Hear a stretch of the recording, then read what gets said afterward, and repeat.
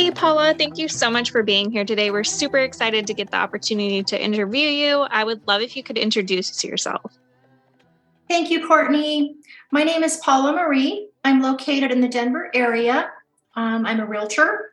I'm also the author of a new self-help book titled Kick Ass and Have a Life.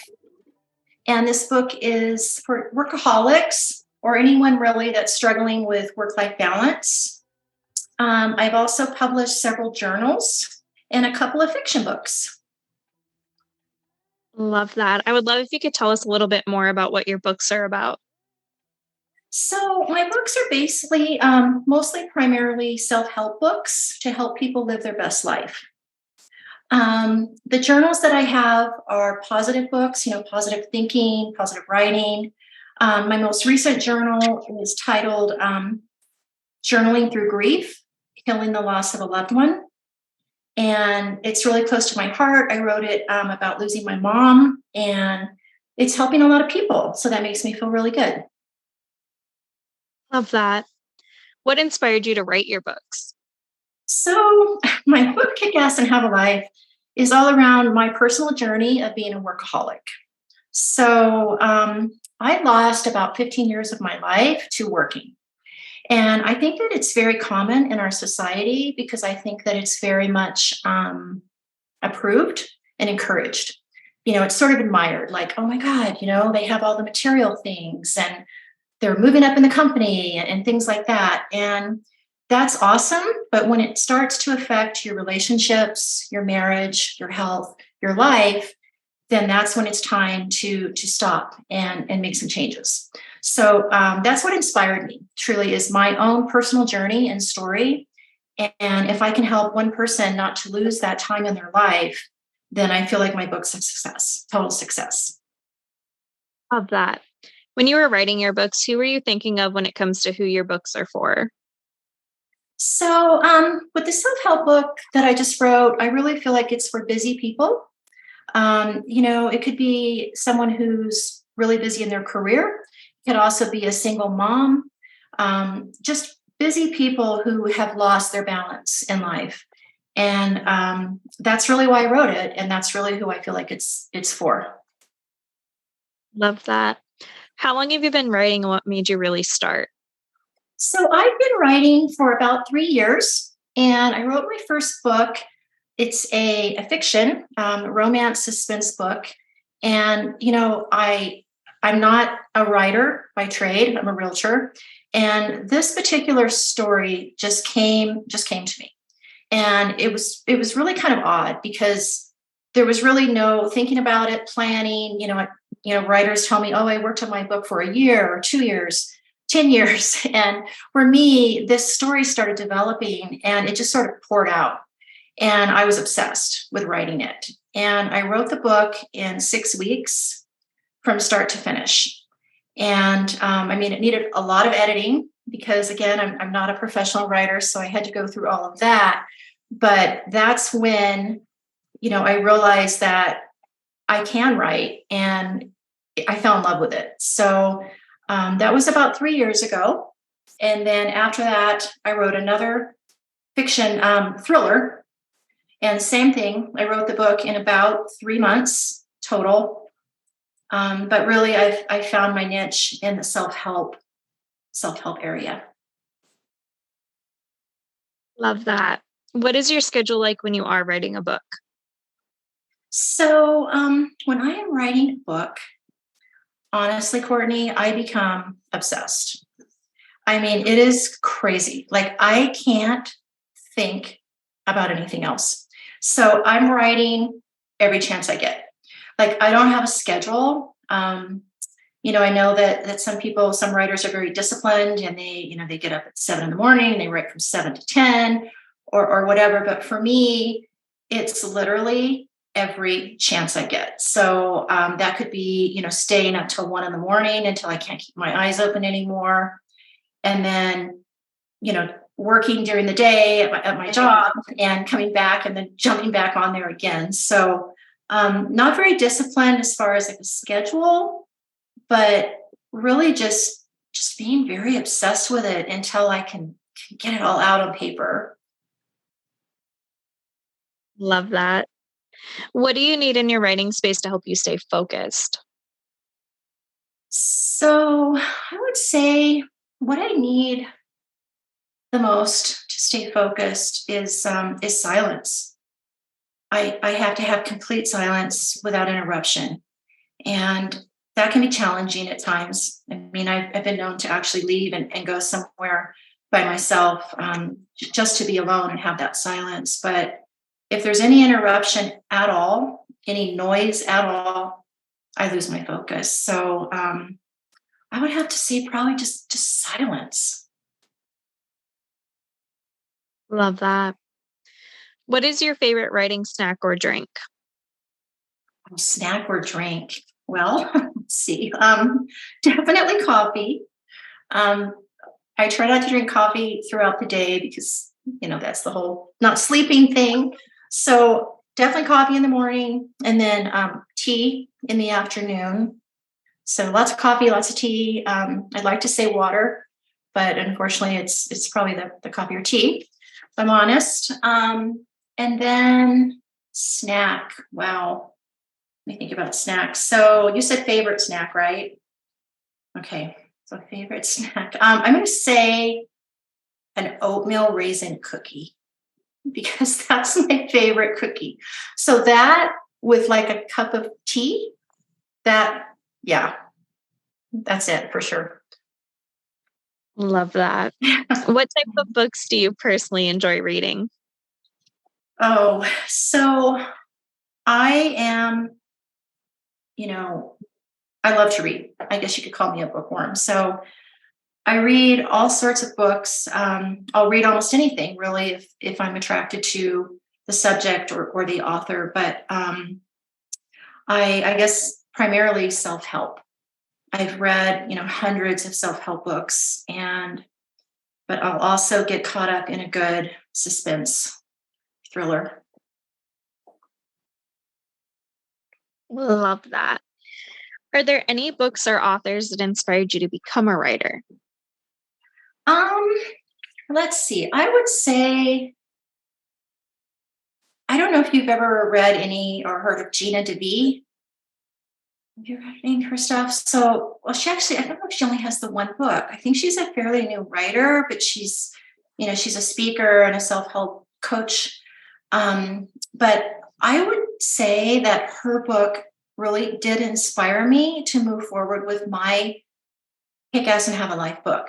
The title of the book is The Audacity to Be Queen. And I love her style because when I was reading her book, I felt like I was talking to a friend. It was like if you were hanging out with a girlfriend and you were both just being honest and really sharing the challenges of, chasing your dreams and not being afraid to just put it all out there and be really brave about it. And I love that book. So I think that book did inspire me. Love that. What books did you grow up reading? Did you have an all-time favorite? Oh gosh, let's see, growing up. So I would say classics, I mean, just simple stories like maybe like Charlotte's Web, like the feel good. That just from a child, I fell in love with that type of a story. I think maybe like The Catcher in the Rye, just, books like that. I can't think of anything else right now, but I've always loved reading. So I would say books that inspired me, even from a child, that was something that I was really drawn to. Love that. On the other side of that, now as an adult, what are your favorite series or authors that if they come out with something, you're going to automatically grab it? So I would say it's not so much like automatically any particular author, like no matter what I'm going to buy or read what they write, but it's something that just catches my attention. Like right now I'm reading a book that's completely out of my normal genre. It's by Marie Still and it's called We're All Lying. So it's a new release, and this book I literally cannot put it down. So it's very suspenseful, and I can tell it's going to be like a little bit scary, which is such a switch from my self help niche. But the writer is so good. Like literally from the first chapter, I was hooked and I can't put it down. So I would just say anything that the author has caught my attention, or a good self help book. I have so many, but I can't stop reading them because I feel like no matter what, I can pick up something, like one piece of information that could help me. It doesn't have to mean that I love the entire book or I believe everything they say, but if there's one thing in there that I can use to help me in my life. Love that. What would you tell someone just starting out with reading again? With reading again. So you mean like to motivate them if they want to start reading more books? Okay, so I would say, find something that you're interested in. I mean, there's so much to learn from reading and from books.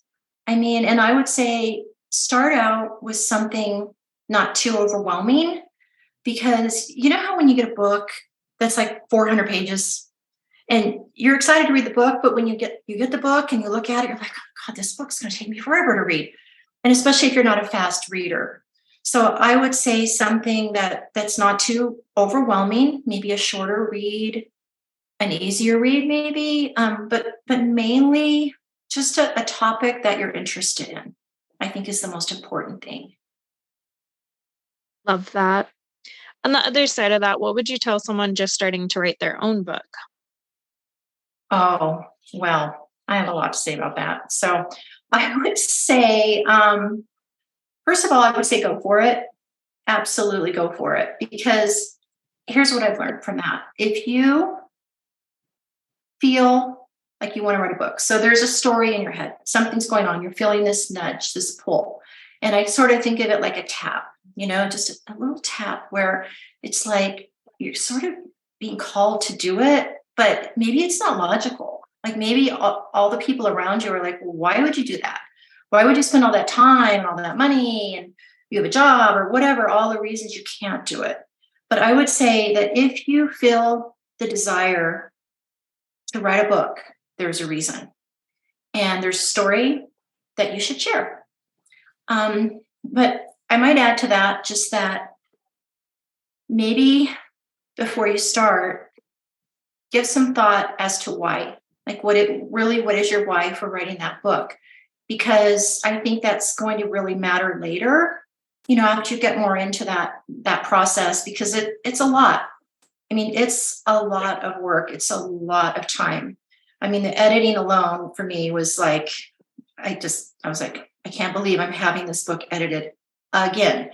But that's part of it. And so I think if your why is maybe just to be a bestseller, then, and that's the only reason, you could be disappointed because it's hard. It's very competitive.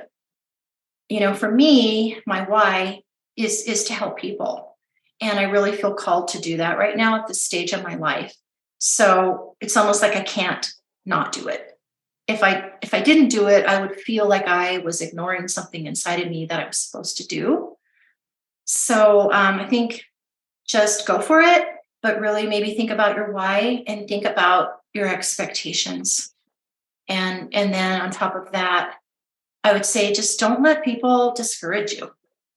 Like maybe don't even tell too many people because everybody has an opinion, and it's so easy to get discouraged if you start seeking out everyone's opinion. So that's what I Love would say. that. What's one thing that people are generally surprised to find out about you? Well, um, I would say that I'm a writer because it is out of character, at my age to write my first book. And I've been in the real estate business for about 27 years. And that's really always been my passion. And it still is. I love what I do. So, but I think that people that know me and have known me in that realm are like, wow, you wrote a book? Oh, wow, that's weird. What did you write a book about? Like, it's just, I think it's surprising to many people. Love that. Is there anything you would like to say or add? Um, well, I would like to say just I would like to just tell people to live in the present and to live their life. And what I mean by that, because that sounds so simple, but it's not, or we would all be doing it. And so I just want to say, make time for your family, make time for your friends, for your spouse, for yourself. And, at the end of our life, I don't think that any of us look back and say, oh, I wish I would have made more money, or, I didn't get that promotion, or I didn't get the Tesla. I just don't think that we do. I think that we look at the memories we created in our life and we cherish those. And right now is the time that we can make those memories. If we don't do it, the time goes by and we've lost our chance. So it's just something that I've learned, and I learned the hard way. So I would just remind people of that, to just make time for their loved ones and with their family and for their life. Create a life that you can be proud of, and spend your time wisely. Love that. That's so amazing.